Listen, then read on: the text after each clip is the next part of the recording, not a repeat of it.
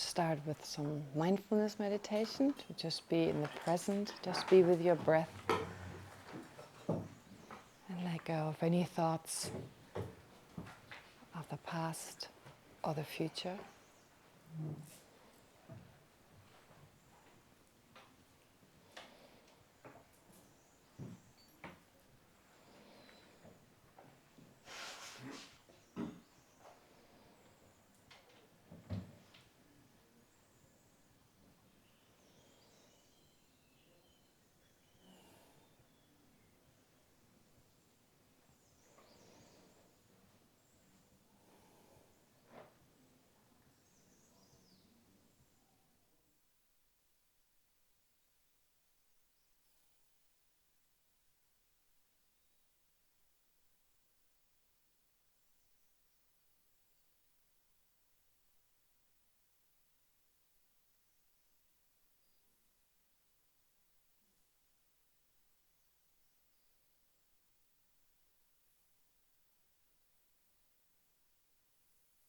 And then think that you're once again on Valchamas Mountain,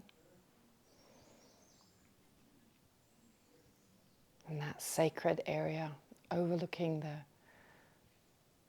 Rajgir hills.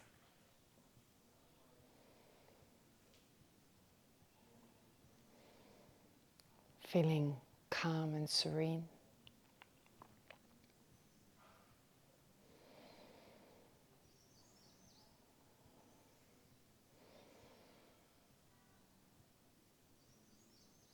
And inspired by the presence of the Buddha.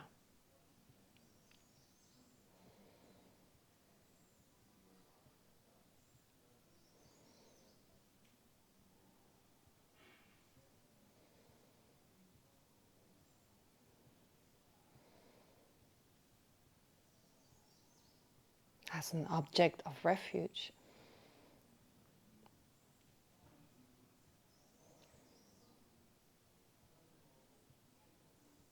Helping us to discover our own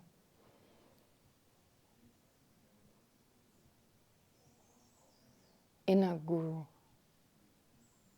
inner refuge.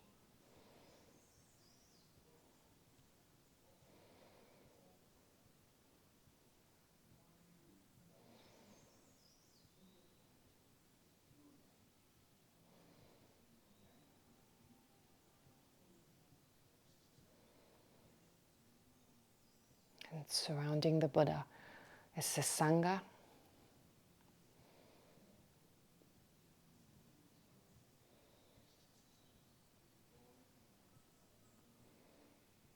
Assisting us in our effort to discover our inner divine nature, our inner guru.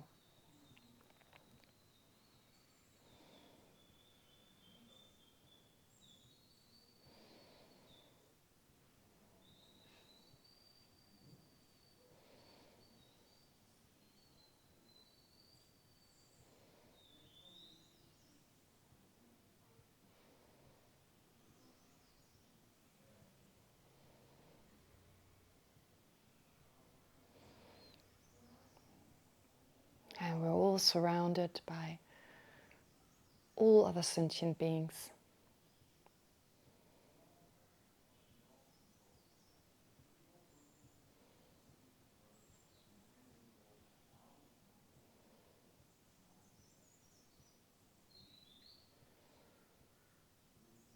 With those we have a hard time with,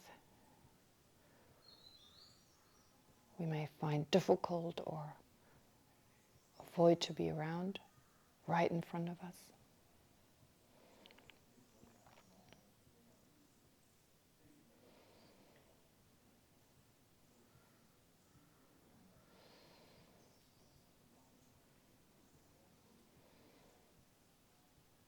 And take a moment to reflect how extremely fortunate we are.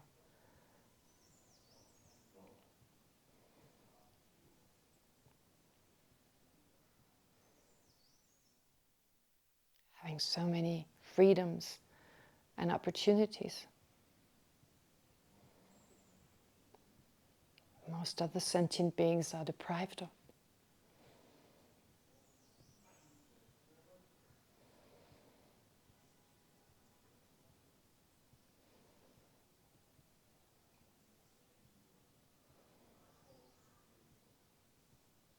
Especially since we found a method that when put into practice can take us to not only liberation, but to the awakened state of a Buddha.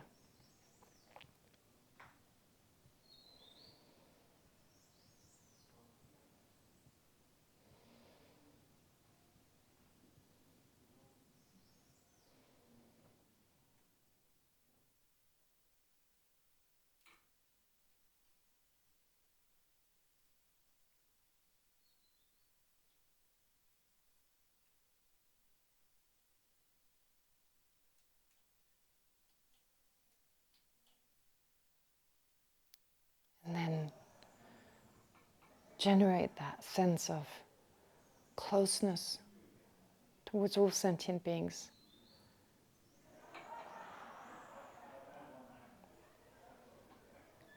Generate affectionate love.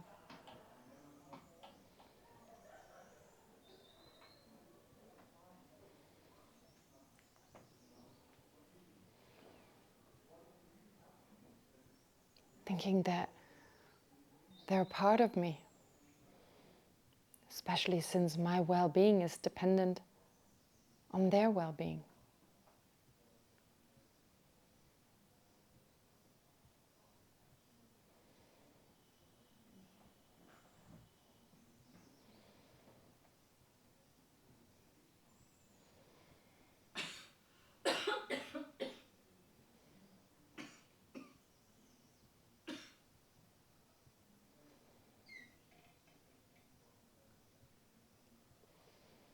However, controlled by their misperception and the resulting self-centeredness, they can't help it but generate all types of afflictions,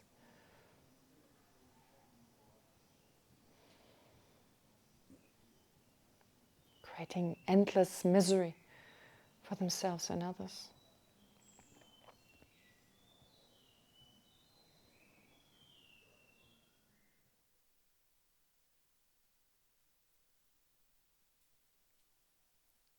So now generate great compassion for them, an affectionate mind,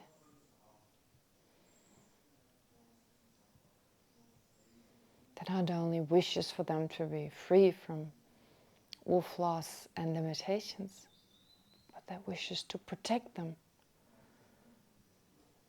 from these flaws and limitations.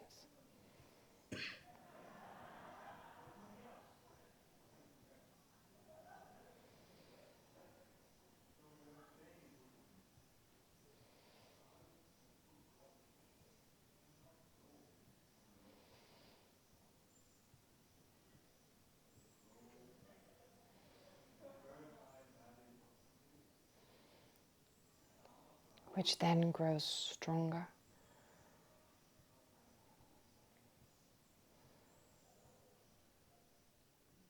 Turning into a form of inner strength and courage, in the form of the altruistic attitude that is joyfully determined to take personal responsibility and to work towards helping sentient beings overcome their root misperception,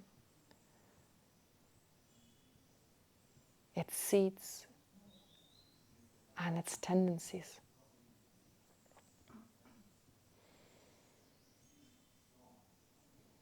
and in that way to overcome their afflictions and suffering.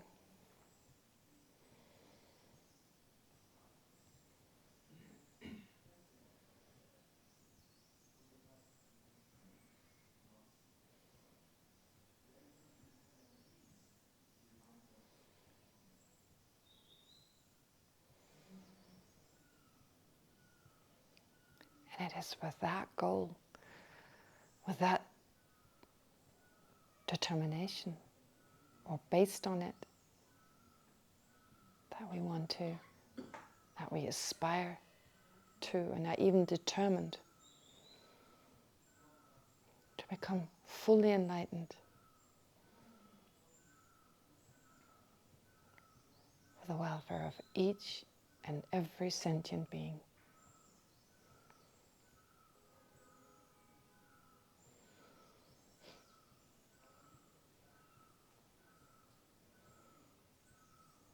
Try to really get a sense of that mind from the depth of your heart.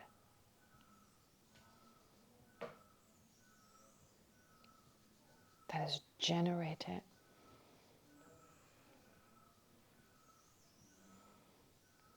with your entire being.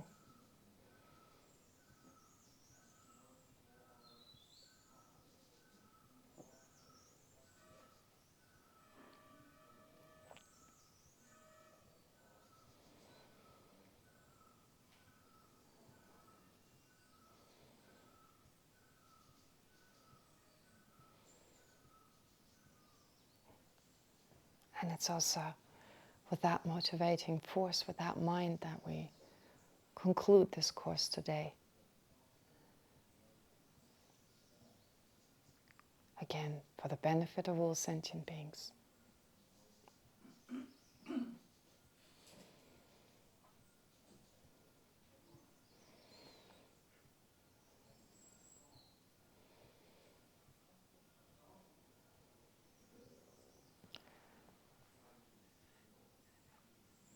And while holding on to your sense that the Buddha is right in front of you, surrounded by the Sangha, without letting go of your motivation, let's first recite the prayers the way we usually do it and do the Heart Sutra slowly, one last time together.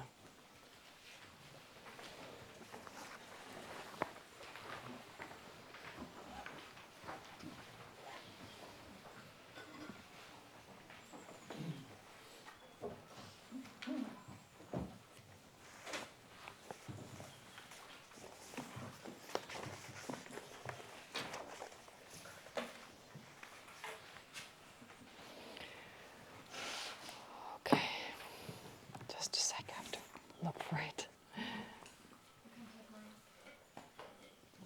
Oh, okay, maybe you could share with someone. Oh yeah, great, thank you. Okay, all right. So let's do refuge and bodhicitta and then the rest of the prayers. I take refuge until I'm enlightened in the Buddha, the Dharma, and the Supreme Assembly. By my merits of generosity, so forth, may I become a Buddha to benefit transmigratory beings.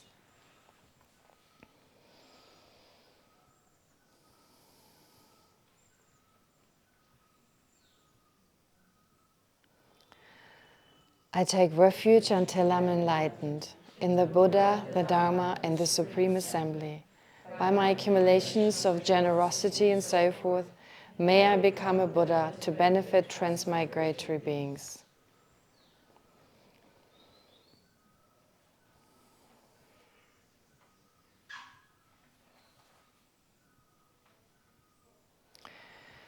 I take refuge until I'm enlightened in the Buddha, the Dharma, and the Supreme Assembly. By my accumulations of generosity and so forth, may I become a Buddha to benefit transmigratory beings.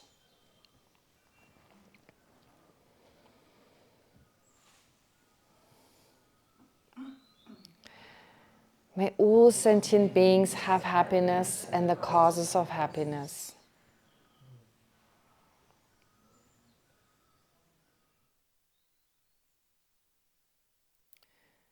May all sentient beings be free from suffering and the causes of suffering.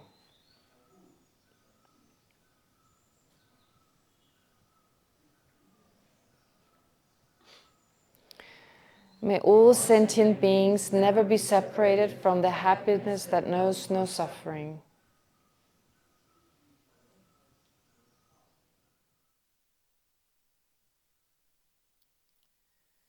May all sentient beings abide in equanimity, free of attachment and hatred for those held close and distant.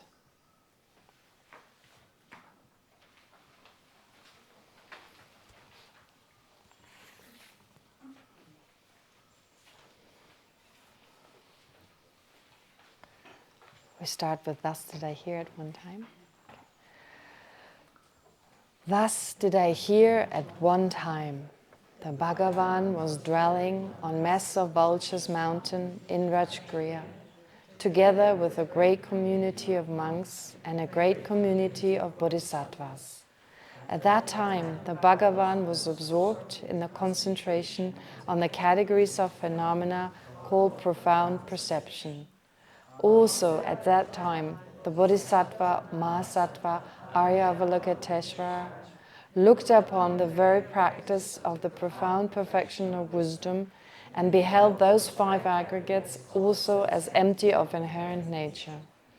Then, through the power of Buddha, the Venerable Shariputra said this to the Bodhisattva Mahasattva Arya-Avalokiteshvara: how should any son of the lineage train who wishes to practice the activity of the profound perfection of wisdom? He said that, and the Bodhisattva Mahasattva Arya-Avalokiteshvara said this to the Venerable Shariputra: Shariputra, any son of the lineage or daughter of the lineage who wishes to practice the activity, the profound perfection of wisdom, should look upon it like this, correctly and repeatedly beholding those five aggregates also as empty of inherent nature. Form is empty, emptiness is form, emptiness is not other than form, form is also not other than emptiness. In the same way, feeling, discrimination, compositional factors, and consciousness are empty.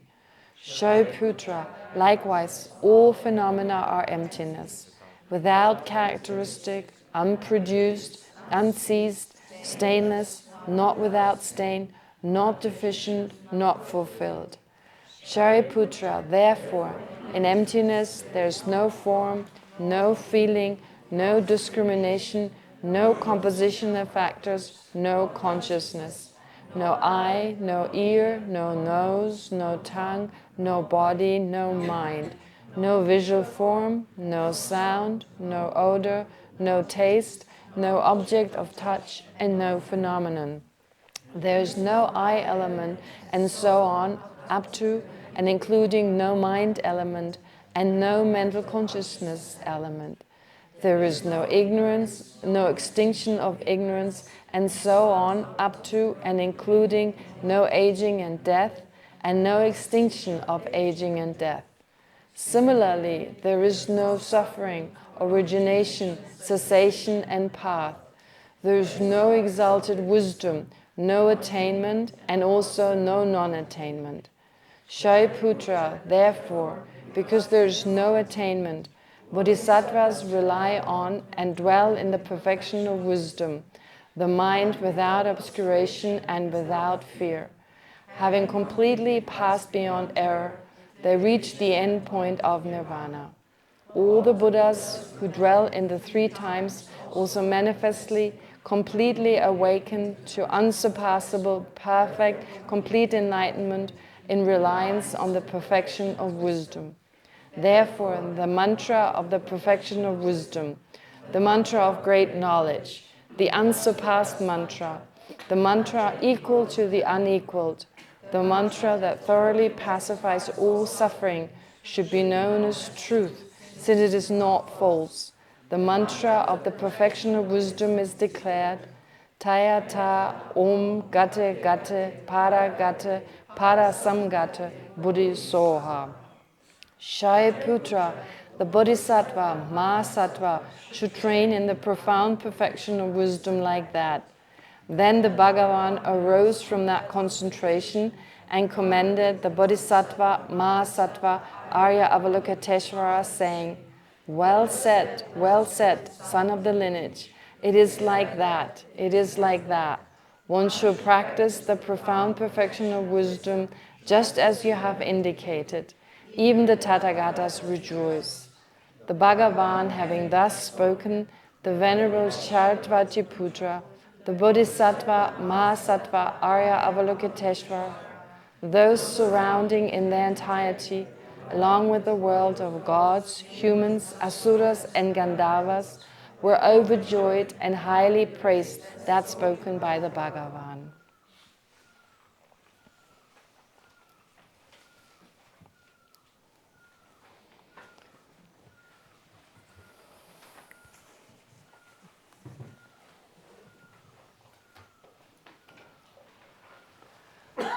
All right.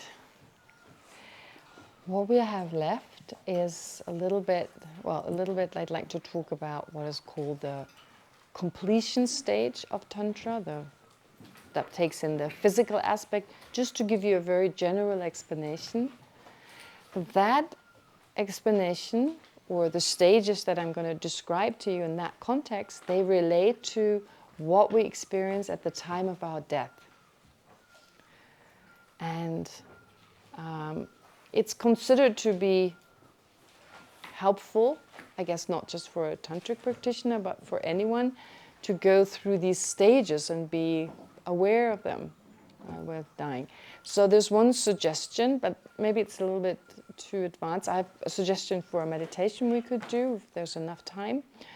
We could do a death meditation, going through the different stages, or we can also do a Tonglen meditation.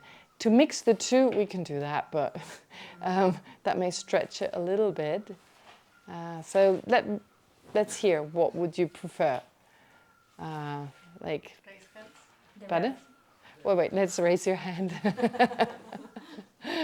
So who would like to do one of those death meditations, just visualizing it going, all right, that's pretty clear. Okay, so let's do that. It's just interesting. I mean, it takes away the fear of dying as well. You know, it's just a period we go through, and like I said, whatever is an end, it's also a beginning of something else, right? Okay. So now I want to say a little bit about this last part, which is, I find really interesting, just for so many other reasons. Now, as I spoke about it, the regeneration stage yesterday, kind of getting in touch with your own divine nature, your divine qualities in the form of visualizing yourself as a Buddha figure, as some kind of representation of a quality of the Buddhas. You also develop great focus. And what I forgot to mention is, well, not only do you visualize the deity, but the mandala, the universe of that deity, right? Okay. But as part of that, your visualization, that seems pretty boring to us. It's all detailed visualization. Why does it seem boring? Because it requires a great deal of concentration, which is a very powerful technique to develop that very concentration. So as part of these visualizations, yourself as a deity, you're able to generate shamatha. What you do is visualize yourself, the environment, but at some point you visualize a tiny drop, and in that there's the deity and the mandala. I mean, think of the kind of concentration you need to do that. And then you start, when you're proficient, when you're able to do that in a certain way, then you can actually start to engage in completion stage practices. Now, what's fascinating about that is the whole physiological structure of our body that comes into play. Something that with modern machines you won't be able to see. A lot of people don't really believe in that, because unless it shows up on an X-ray or a CT scan or an ultrasound or whatever, they don't believe it exists. But remember I talked about my friend who does these treatments and she notices things in the body that I would never notice. Or a Tibetan doctor, Chinese doctor. So they, for instance, work with the energy in the body. And that is very subtle. Subtle to someone who's not familiar with it. So when we go to, for instance, receive acupuncture by a Chinese doctor or by other doctors nowadays, not just Chinese doctors, but in the West it's quite common now, based on Chinese medicine. It's all based on, or it's all based on the knowledge of the different channels in the body and the energy that runs through them. Now, depending on what tantra, but basically, yes, usually it's accepted, like in the root tantra, such as Guhya Samaja, that there's 72,000 different channels running through our body that, as I said, are not visible to the bare eye, which a lot is not visible to our eyes, so no big deal. But also with the modern gadgets, the modern machines, they don't necessarily or don't pick it up. But for people who are engaged in certain meditations and certain practices, they develop a type of sensitivity that can actually perceive them. Okay, so for right now it's difficult for us to really fathom, but the point is that there are these detailed explanations given by many different masters about the different channels in our body. And there are coarse types of energies and there are subtler types. And there's the very subtle that actually doesn't run through our body. Anyway, and it's said that many of these energies, they're the mount for different minds. They're the mounts for different minds. So our consciousness, and I spoke about that, is never separated from certain energies, which of course, from a Buddhist point of view, therefore accounts for certain physical reactions when particular minds arise in our continuum. Anyway, besides these 72,000 different channels, or as part of these 72,000 different channels, we have a central channel and a right and a left channel. They go through, kind of parallel to our spine, moving through our body. The central channel is said to start around the center between your eyes and runs along the crown of your head and then all the way, well, parallel to your spine, all the way down your lowest part and then towards the tip of your sexual organ. And the other two, they basically also run parallel to that, but start around the top of your nose, around here, and end basically in the same place. And what is also special about these, that the right and left are wound around the central channel in certain places, right? Here, different places are described. So they restrict the central channel. Now, of course, I can see some nodding, which reminds me of something. Of course, this exists also in Hindu Tantra. One thing I notice when I speak about Buddhist Tantra, speaking to people who have a Hindu background or an Indian background, sometimes there's a little bit of fear because of the Tantrists. Is that a realistic fear? Okay, yes, I forgot about that, actually. I meant to mention it yesterday and then I forgot. This is very, very different. So for those who don't know, well, another reason for keeping Tantra secret, because you can abuse Tantra. You can abuse these techniques that are described here, where you learn to control the energy in your body. And since the energy in our body is connected to the energy outside of ourselves, you can learn to control also the energy of the environment and possibly other people. And it can be used as some kind of, well, for lack of a better word, black magic. And there are stories, of course, in India, but also in Tibet. I mean, Milarepa started off with that kind of black magic, harming others through that. It can be used in a very negative way. You can greatly benefit someone, and you can greatly harm them. It's a bit like anything powerful. A human being is more powerful than an animal. It can greatly benefit other sentient beings. It can greatly harm them.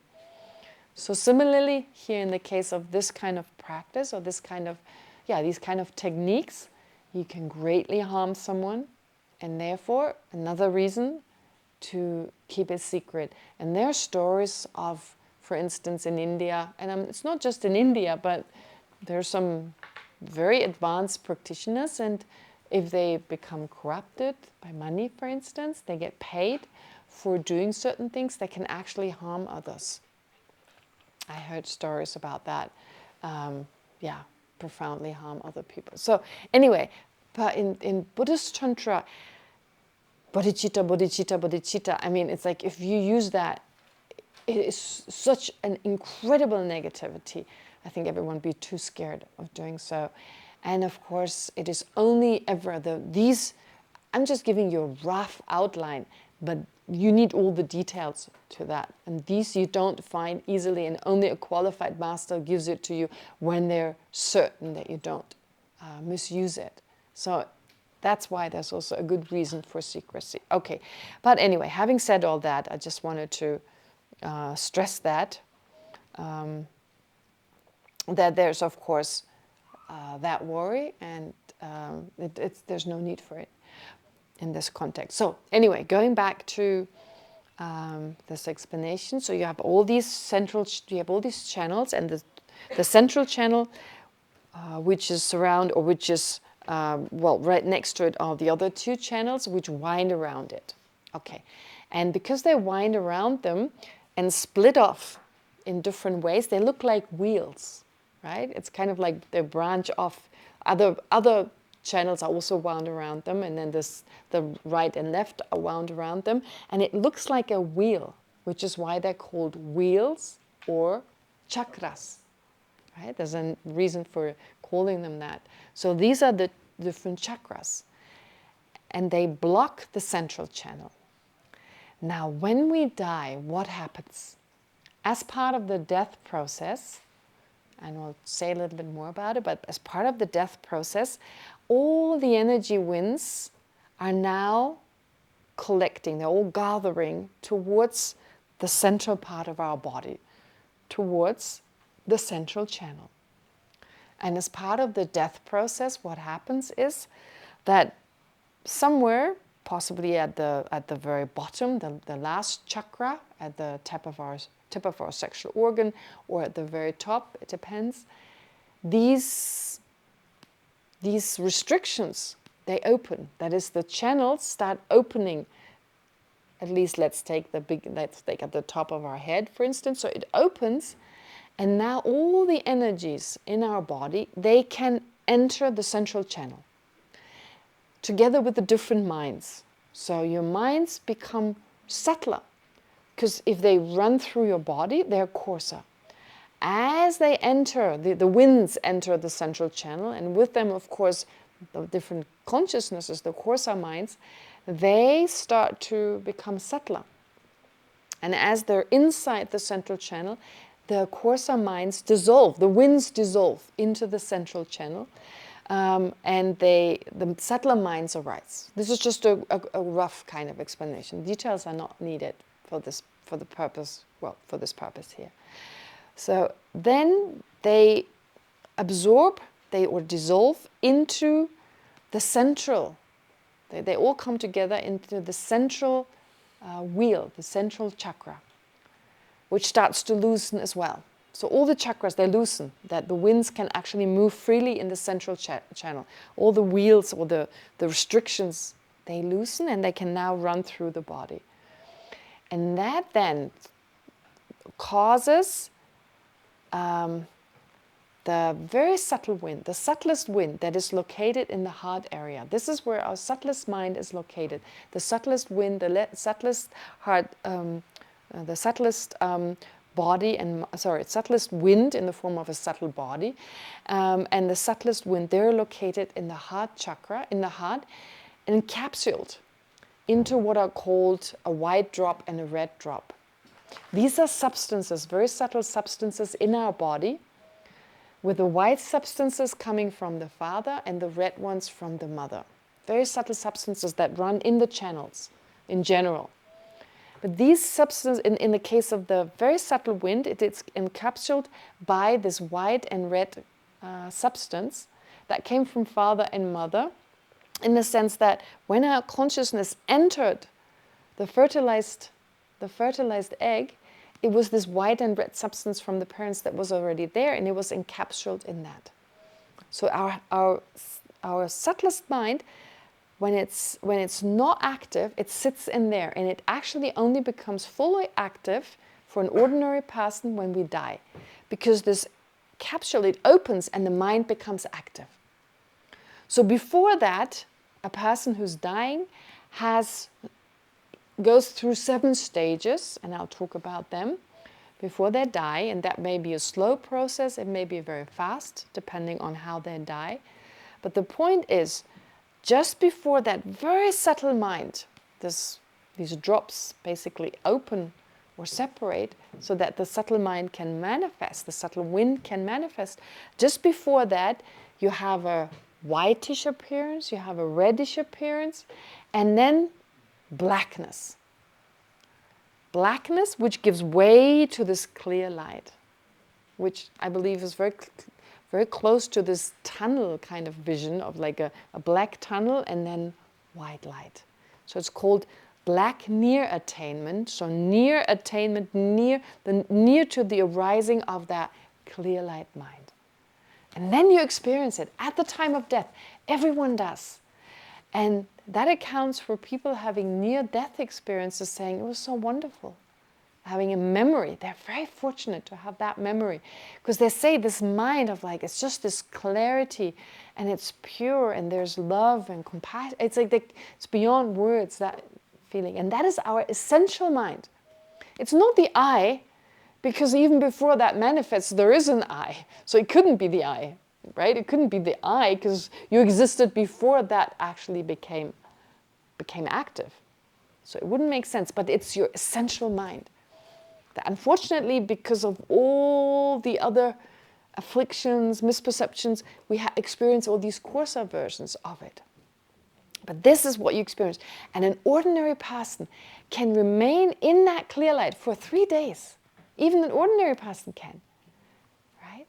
So traditionally, in many cultures, you keep the body for 3 days. So you just, and it doesn't smell, it doesn't start to decay, only afterwards it does.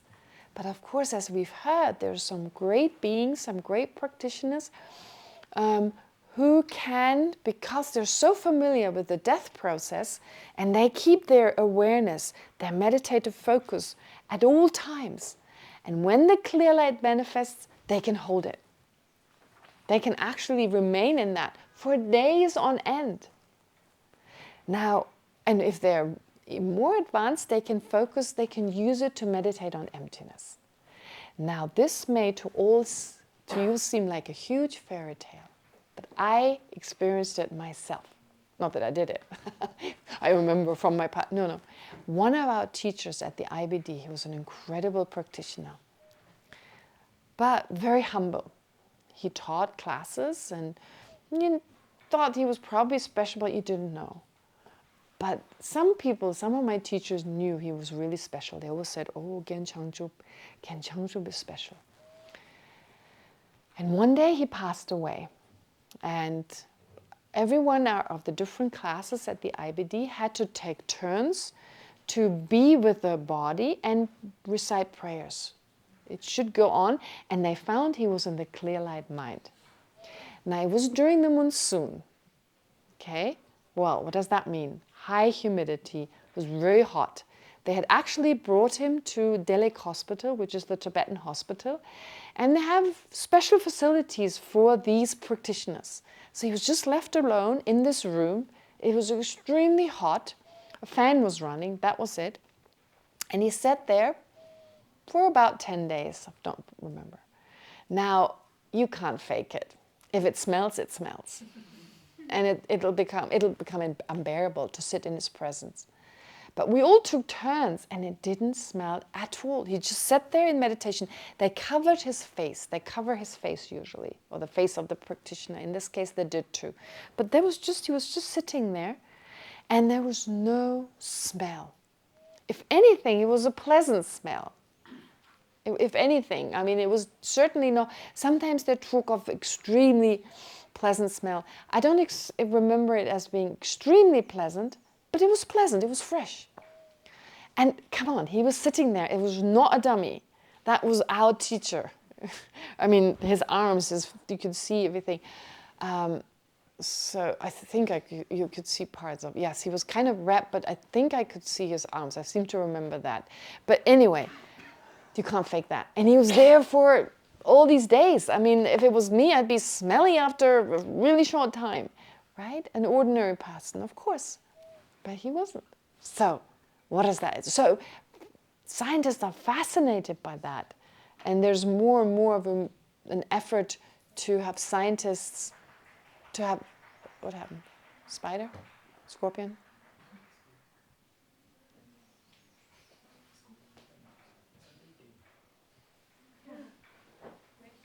Snake? Spider. Okay. Just get up, doesn't matter. Just get up, no problem.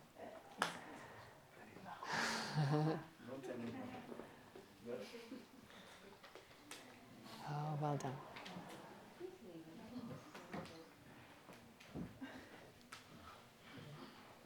They like this place, don't they?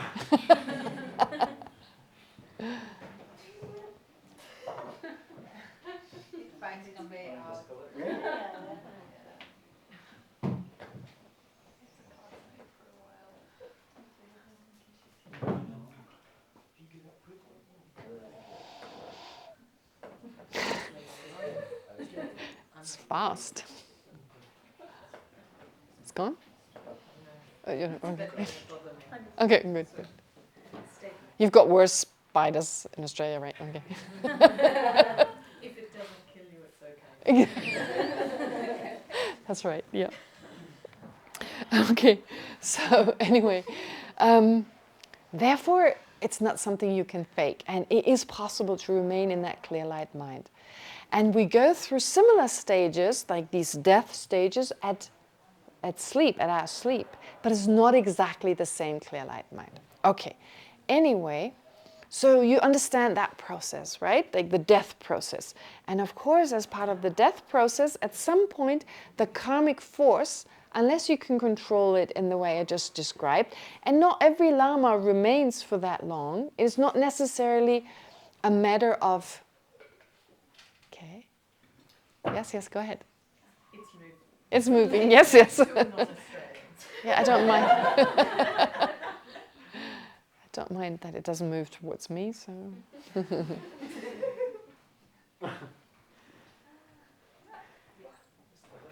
Well done, well done.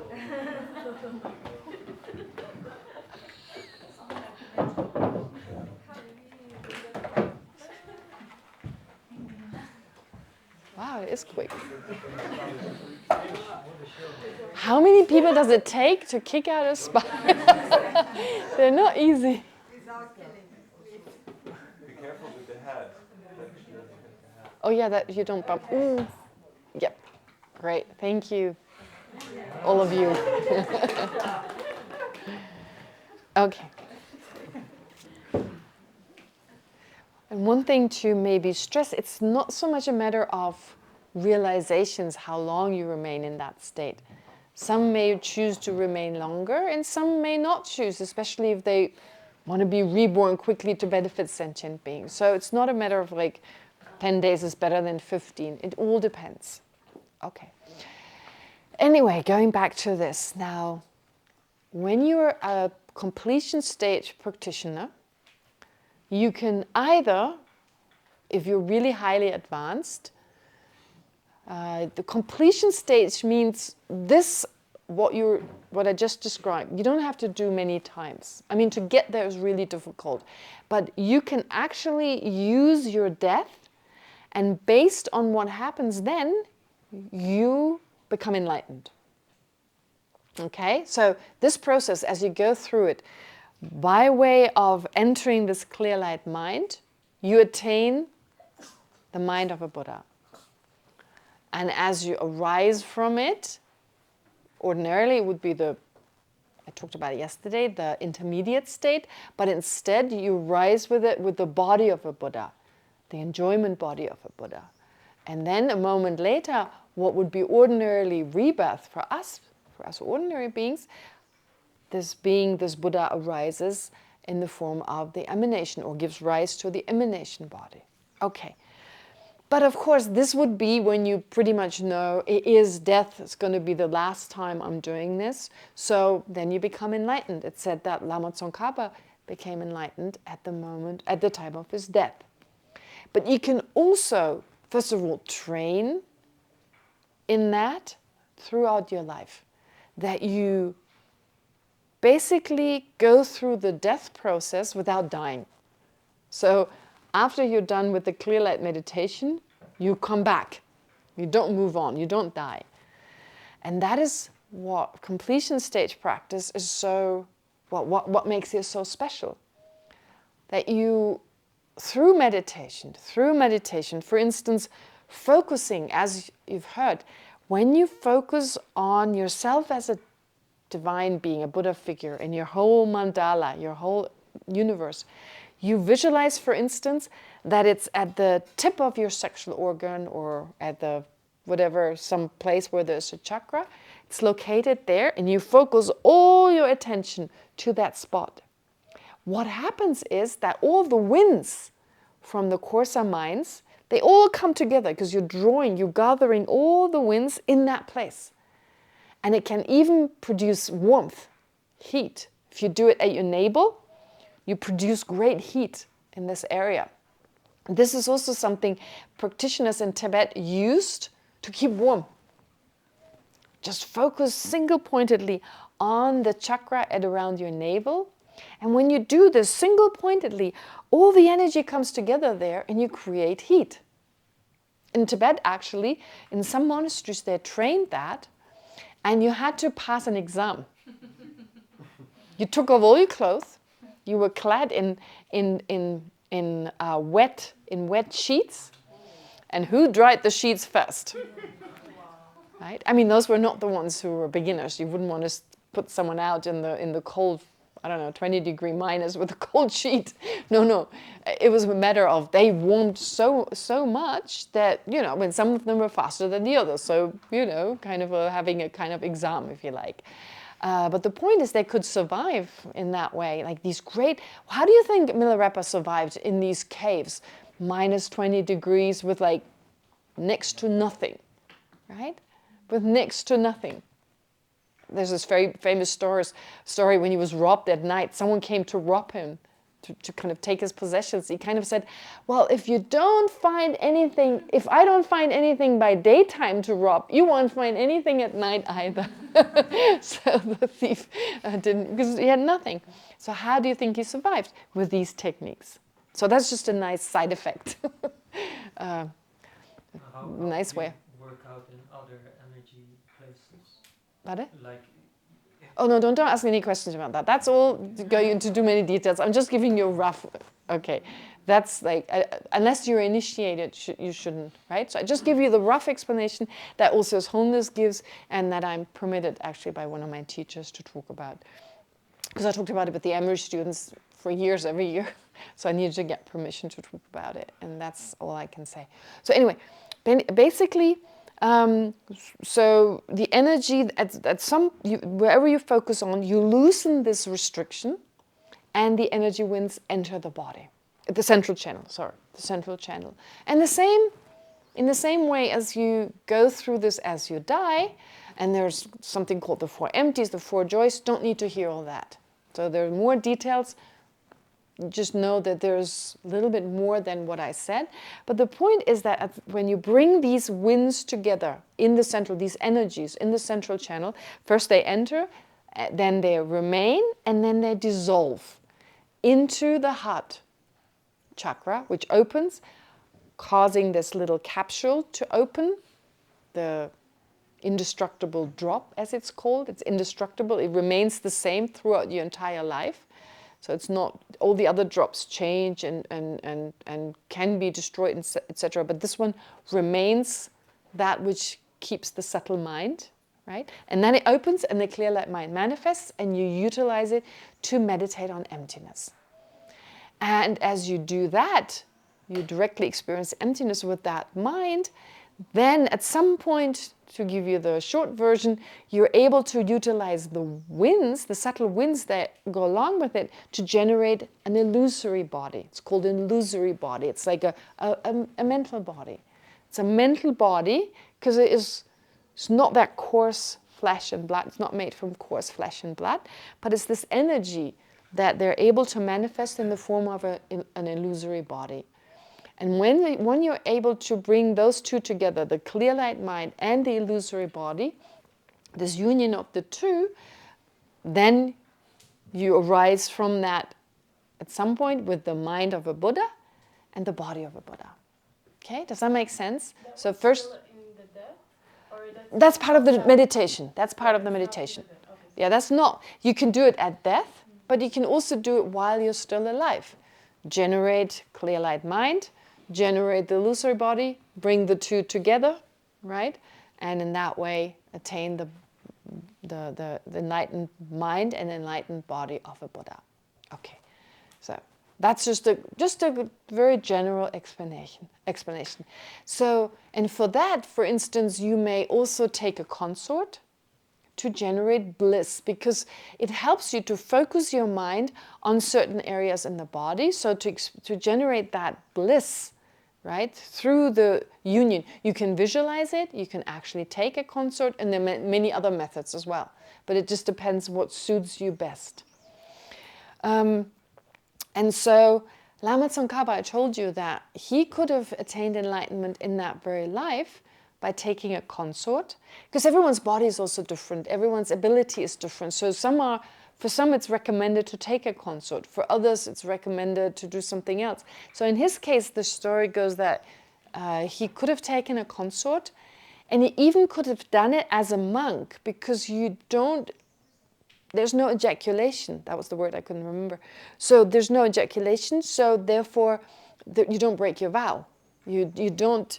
You bring it all up instead of going down. So anyway, without any more details. So the point is, therefore, that he could have done it, but first of all, you shouldn't do it as a monk. It's not inspirational for others, even though you do it right.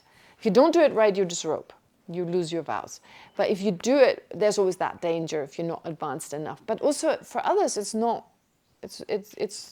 inspirational. It's like you better give back your vows. And there are plenty of really highly advanced practitioners who are told to take a wife. Yeah. So it said that Kamtu Rinpoche, who was a very high Nyingma Lama, he passed away some time ago. When he was a monk meditating, he had a vision of this woman who, I don't remember the whole story, but it's like a woman appearing in his dream, and his teacher appearing in his dream saying you should marry her, you'll advance faster if you get together with her. And actually he then gave back his vows and got together with her. And they had children as well, so it's not like they always have to practice in that way. So obviously there was ejaculation because they had children, many children, actually 4 or 5. Anyway, but he also was this great practitioner to utilize, to practice in that way.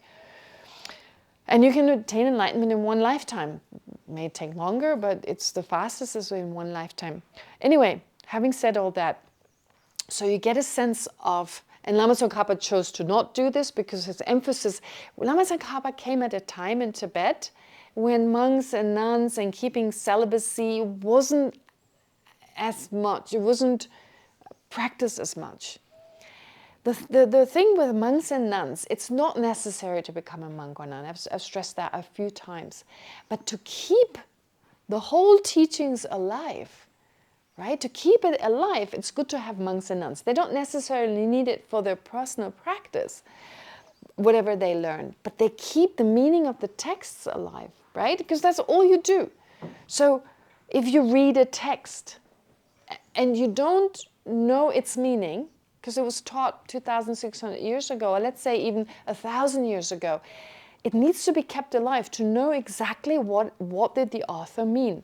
And a lot of our study is about keeping it alive. What you in that moment study may not be totally relevant to your personal practice, but you keep it alive and you pass it on. That's why monks and nuns are so important, because if no one keeps it alive and everyone does their own practice, these volumes, 100 volumes of the teachings of the Buddha, translations of the teachings of the Buddha himself, and the 200 volumes of all the Indian commentaries, well, at some point, no one will understand what they mean. Does that make sense? That's the purpose for monks and nuns, to keep it alive. Yeah? And then you can take the bits and pieces that you need for your own practice, have it explained to you, and do your practice. So monks and nuns, the main purpose for that is that. And it's a way of life that suits them, that they find pleasant, they find liberating even. So, two birds with a stone. They like it. The practitioners have benefit from it. So, perfect. They benefit from it. So, therefore, that's the main purpose for having monasteries and nunneries. Anyway, returning to this, Lama Tsongkhapa came at a time when these monastic institutions were slightly degenerating. And he saw the purpose. I mean, you want to keep the teachings alive for longer. So if the monasteries disappear, then there's no one to pass on to know exactly what these texts mean in the form of their studies. Which is why he went back to this discipline, and it's called the Gelugpa tradition is called the system of virtue, in the sense of the strict virtue, like moral ethics, in the form of having people live in celibacy, being monks or nuns. Okay, that's why, therefore, when he had the choice, he could have taken a consort. He decided not to do it, to be a good example to everyone else. Okay, this is how the story goes. Anyway, that was a short explanation, at least, of this process. Of course, there are more details, but I don't think it's necessary to tell you about it. It's really confusing. It will take much longer than the hour that it took me to talk about it. But I want to go through this process, right? And just describe it to you.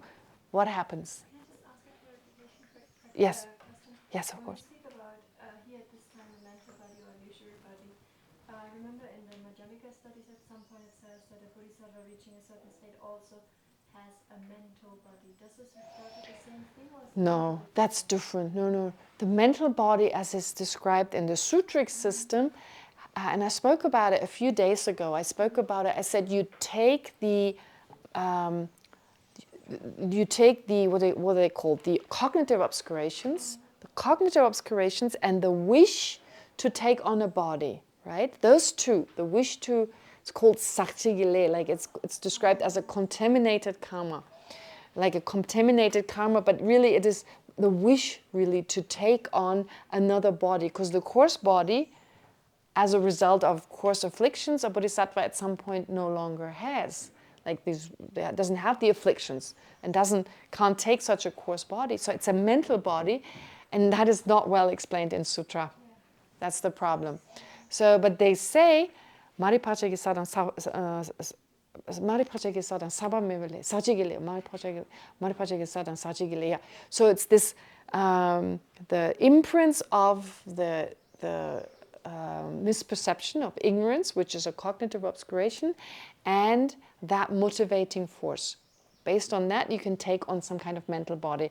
But there's no explanation of what exactly it looks like. With the illusory body, it depends on what practice you do. But these explanations, they are only limited in sutra. They are only limited in the sutric practice and need to be completed with the explanation in the tantric system. Yeah. Okay. Anyway, returning to this here, do you want to know what happens when you die? Right? It's nice. I mean, I really like this book by Rubina Korten. She gave it the perfect name. Maybe Lama Rinpoche told her to name it that, but enjoy death. Enjoy your own death. Right? I haven't read the book, but I flipped through it, and I think it's a really good manual for your own death, but also for maybe accompanying someone who's about to die and helping them in that process. But I love the title, Enjoy Death, right? We're so scared of it. So prepare for it. It's going to come one day anyway. That's the only thing in our life that's for certain. Anything else, we don't know it's going to happen. But death, we don't know. Is it going to be the picnic or death? Right? I mean, for all I know, I could have some aneurysm and a moment later I'm gone. Who knows? I know it sounds pessimistic, but it's not unrealistic. Right? Okay. So better to enjoy it at least. Be prepared, and if you can, even enjoy it. Wow, this time has come now. Great. Now I can watch it. And we prepare as part of our practice. There's certain practices you get. When I spoke about not being realistic about not being a fully qualified tantric practitioner, I never said don't practice it. No, it's actually encouraged with a realistic, especially when His Holiness the Dalai Lama gives an initiation, and you can do, if it comes with a commitment and you feel you can do it, by all means, if you're interested, only if you're interested. Nothing should hold you back. And you learn so much about it, and it can be just a very good practice because it's based on bodhicitta, it's based on renunciation and emptiness. And you're trying to get in touch with that inner divine nature, even though you're not fully qualified. But that's okay, knowing that you're not. And making that not your main practice, but making your main practice the Lamrim. Right? The sutric part of the Lamrim. I think that's a healthy way to go about it. And so to receive it from His Holiness is so special. Yeah? But again, only when you're ready. And I know plenty of people who say, no, I don't want to. And that's perfect. You decide. And you could start off with a small kind of action tantra initiation and so forth. Or just, rejoice for everyone else doing it. And rejoice that others do it and not do it yourself. Clarification? Yes? So you talked about Wang. Wang. So also there is a Jenang, so maybe you could... So you have a full empowerment, that's called Wang, but you also have slightly lesser kind of rituals that at least you're not fully initiated into a certain practice, but you are permitted. You receive at least the blessings of that, so it's even better to get the full initiation, the full Wang. But if that's not possible, if for whatever reason, it also takes a long time. You need usually 2 days. If it's a highest yoga tantric initiation, for instance, you have at least 2 days, if not 3. Right? His Holiness gave an initiation last year, and it took 3 days. So the point is, if you just want to have the permission to practice, then it's a Jenang. And you receive the blessing of body, speech, and mind as it's usually described. And you go through blessing of body, speech, and mind. Anyway, I don't want to freak you out. For some of you may find this, what do I care about Tantra? But you can't separate Tibetan Buddhism from Tantra because it's all there. Just walk into a temple, right? But be also aware that many of these images have a certain effect on our mind. Right? It's all psychology. When you see these images, of course, if you feel like, once someone told me this funny story. One of my teachers, he said he was once in Ladakh, and then this guide came, and he had no idea of Buddhism. He was supposed to explain the statues to some tourists. And he said, well, this guy, he's fighting with that guy, and this other person is just hugging his wife or something, right? It's like, that's what he saw. One guy fighting with another one, 2 wrathful beings, and in the center you have one. They're totally symbolic, but he just made up that story of these people fighting and the other one hugging his wife. Anyway, quite funny. So that's what some people may perceive, but the colors and shapes and all that is created to have a certain effect on our mind. Incense, why do we burn incense? Because we usually burn it before we practice, and when you smell it, you're back into that state of calmness, right? It's old, you don't need incense. But it just, every time you burn this, you see something, And your mind goes automatic. It's like conditioning. It's like, can you condition a dog? I don't know, you put on an incense and every time they get food, well, next time they smell that incense, they get all excited and they want to get their food. It's a bit like that. We condition ourselves. When we smell this, our mind becomes calmer and is ready to engage in practice. So this is to do with the images as well. But understanding a little bit where this is coming from is helpful without wanting to practice it. Yeah? So it makes much more sense, and you enjoy walking into a temple possibly more, knowing that although this is not my thing, but the purpose is to discover my own divine nature. Isn't that beautiful? Even though you're not interested in discovering it yet. Okay. All right. So, but having said all this, now let me talk a little bit about death, these 8 stages of death. Well, what happens first is as you lay there dying, let's imagine a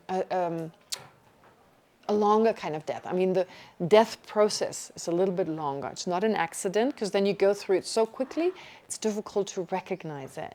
But no, you take a few days to die. Okay, all right. So, what happens first? They say the earth element absorbs first. Earth element doesn't mean any kind of soil in your body kind of disappears. No, don't take earth element to literally mean earth, but it's the earth element. There's certain qualities of solidity in your body that start to degenerate. Okay? So if you've ever followed a person, if you've known a grandparent who died or a parent or someone else, you may recognize some of these descriptions here. So the earth element is this quality of solidity in your body. And when it absorbs, your body loses its strength. That's the first step. It loses its strength. It actually looks thinner and weaker, yeah, as you lay dying. And the person dying also feels drained of any kind of energy. Sometimes they say it as a feeling that you're falling or sinking under the earth, right? So if you're aware of it, it's just part of the process. So this feeling of sinking, etc. You may not be able to sit upright any longer, or to hold something, and your color kind of fades, and your cheeks become sunken, and you can no longer see as clearly. It becomes more difficult to open and close your eyes. So these are the outer signs of the first stage. So practitioner is totally ready. So just imagine, I don't want to freak you out, just imagine you enjoy it. You know something else is going to come, right? So you look forward to that new adventure called life. Okay? Only clarification, otherwise let me please continue. Yeah. So during this process he is focusing on one point? I'll go to, what is he focusing on? Now there's an inner vision. And an inner vision that's like a shimmering silver blue mirage. This is the second stage then? First stage. So the outer signs were the ones I described, but what you focus on the inner, this silver blue mirage, like a shimmering mirage. It's like a vision, like an hallucination. You have like this image. That's what you focus on. That was your question, Luca, right? Okay, so the practitioner focuses on the description that is given in the scriptures, not on like one point like you said before. Thank you. Sorry. No, don't worry about it. Thank you. That's good. Thank you. Let me just take a drink for a second.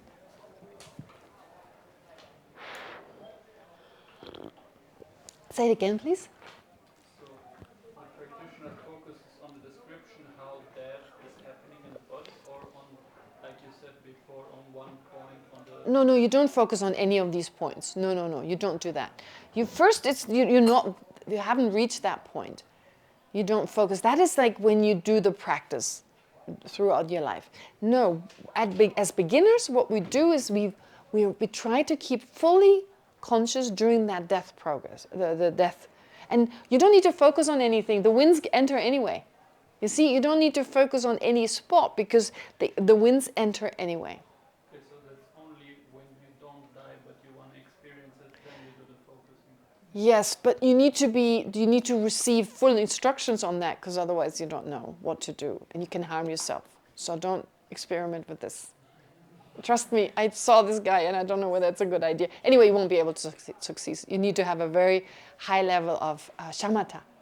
So you have to first work on shamatha, right? Okay, but anyway, going back to this. So what you should do is the earth element absorbing, so just be aware, that's what happens, and be aware of the silver blue mirage. Then the next point is the water elements absorbed, the water element, that absorbs. That's the second stage. So the mirage vision, that's gone, that's the first stage. Now it's the vision of smoke.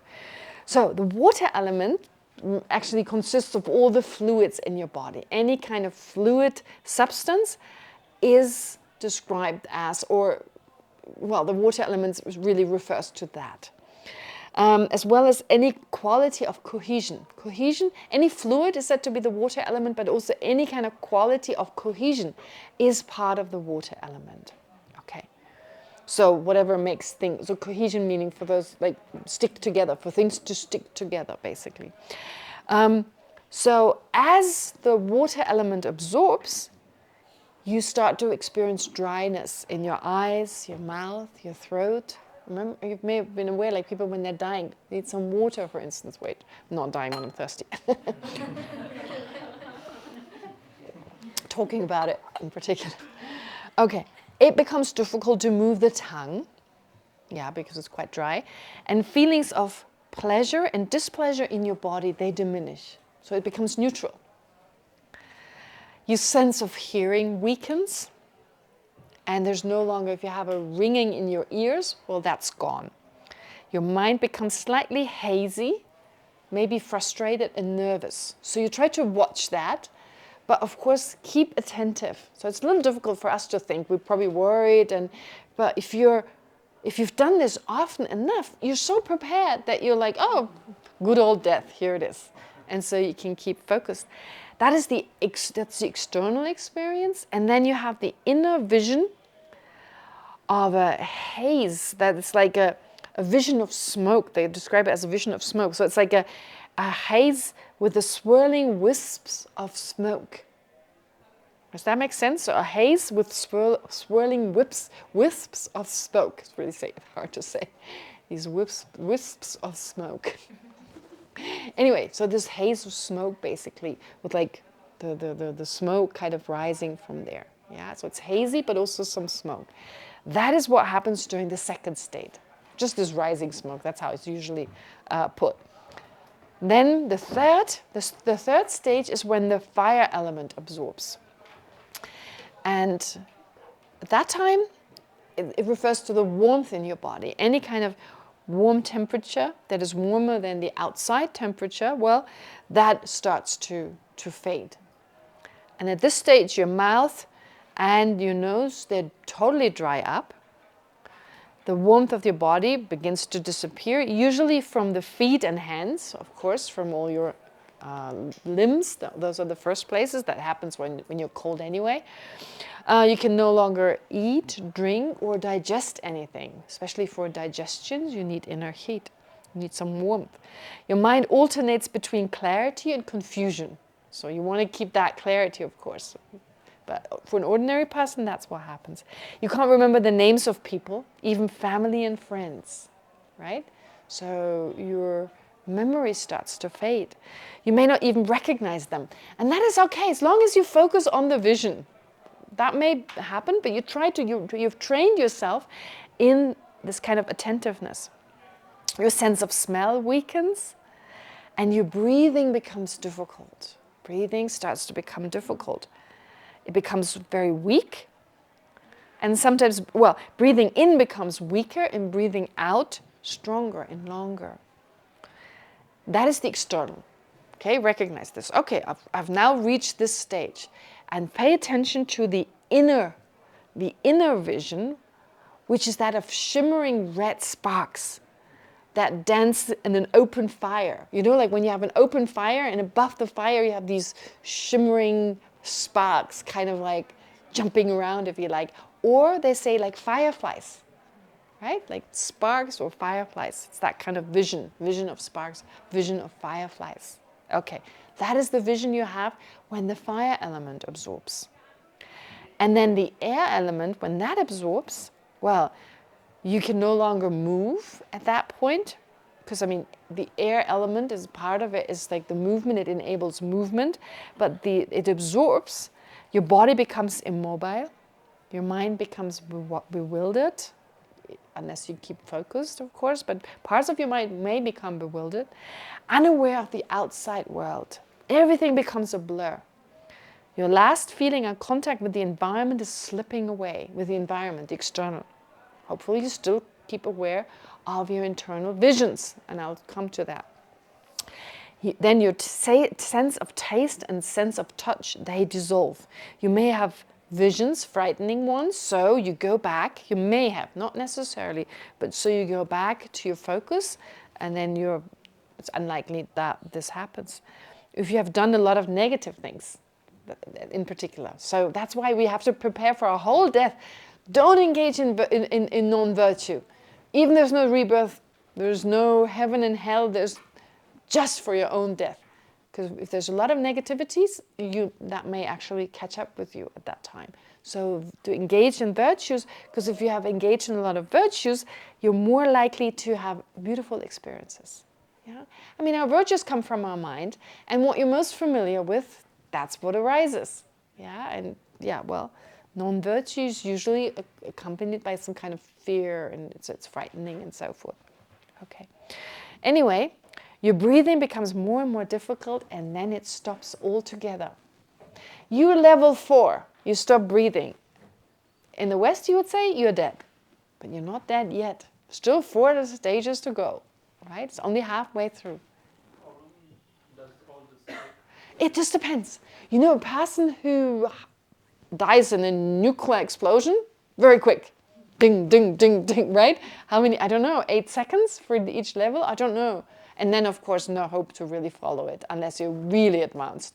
But for those who die slowly, it may take days.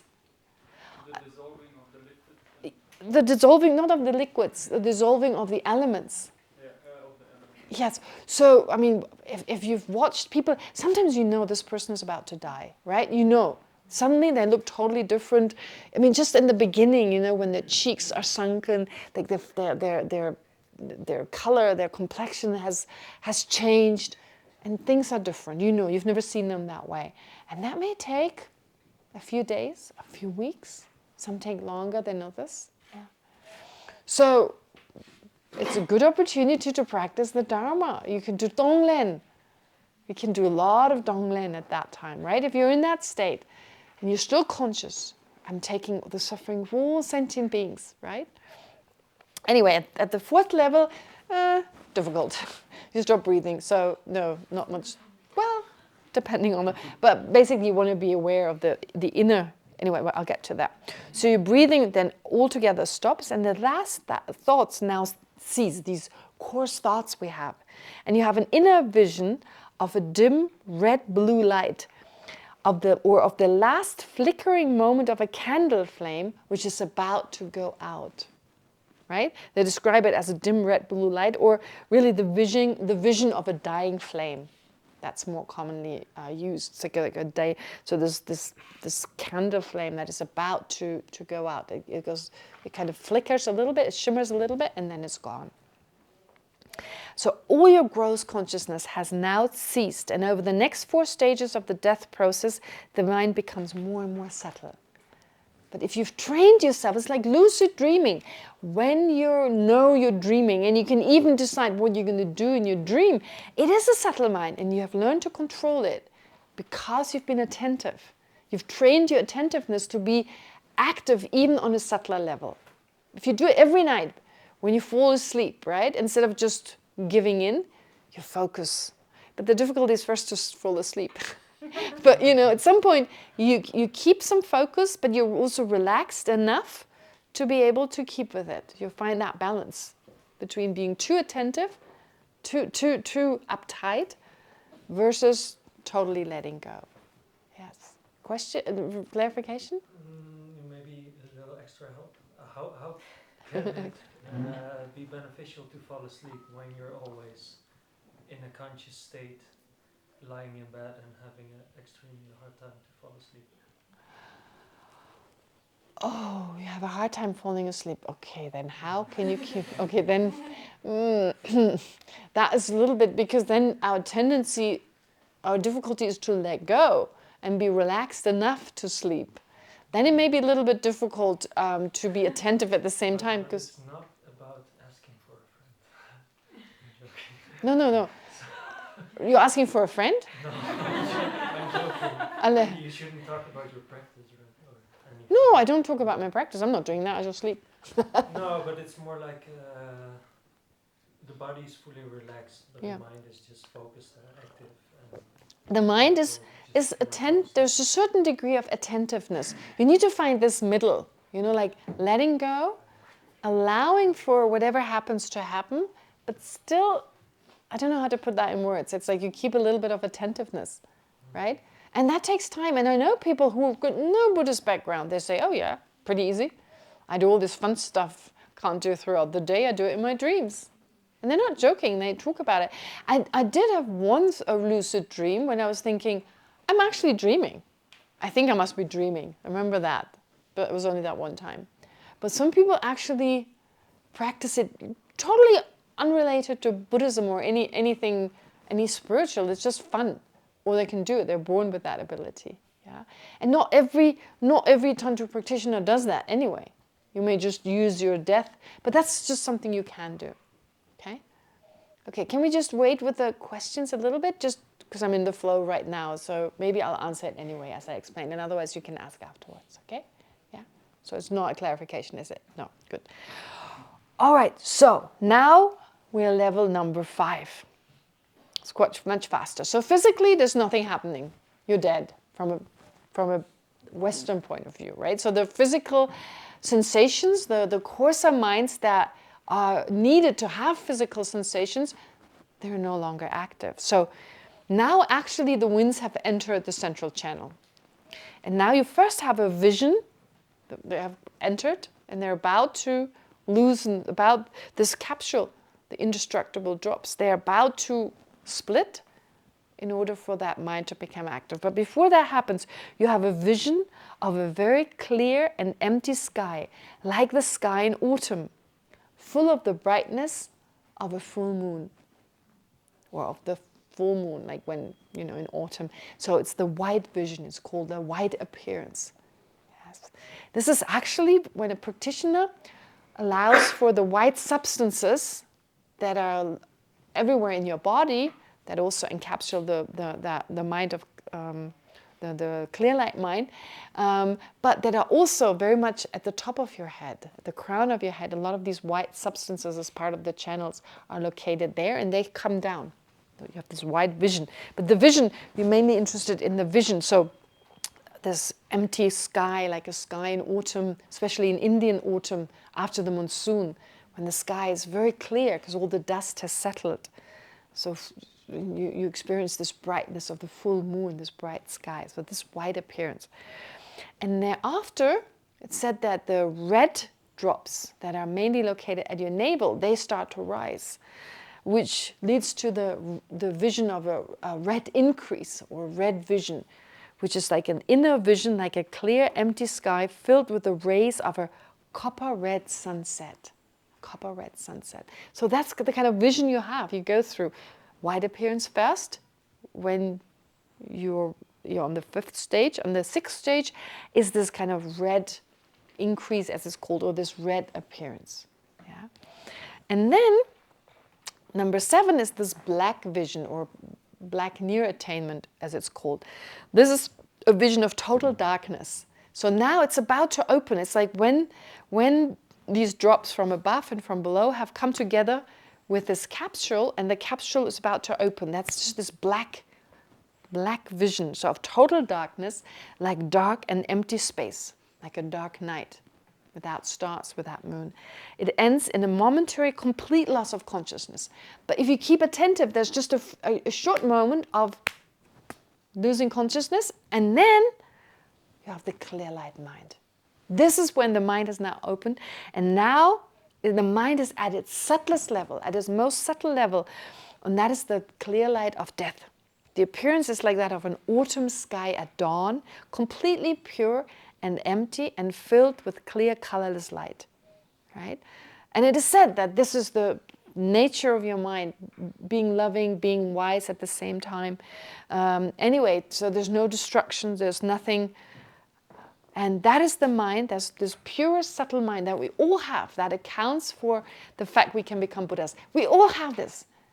However terrible a person may be, whatever they may have done, however many flaws they may have, and afflictions, etc., still, they all have that very subtle, clear light mind that is not active while we're alive.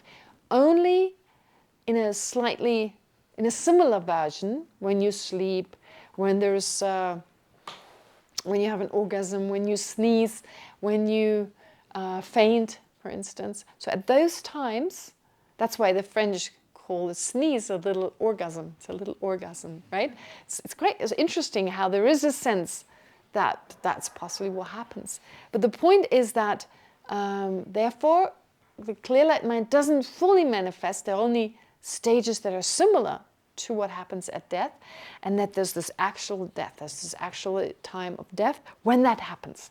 And if you can be fully aware, you can possibly remain in that clear light for some time. And if you can, focus on emptiness. But yeah, it's unrealistic. But you might as well train it, right? You may as well get prepared, especially if you're interested in some tantric practice. I mean, there's no fault with just being aware. Right? And our mind, of course, needs to be trained. Tantra, as I said, is not a philosophy, it's techniques. It's different techniques prescribed. Okay. Anyway, so we're done. That's it. That's all. We got to the clear light mind. We finished with the clear light mind of death. That's a nice way of finishing this course. We have some time for questions. So how should we do this? We finish at 11:45. That's another hour. Have questions first and then do some meditation. Have a break at some point. What do your legs and knees and everything say? Have a break? Break now. Let's have a break, a 10-minute break. Would that be okay? 10 minutes? Okay, great. So see you in 10 minutes. And then, Luca, you'll be the first to ask your question.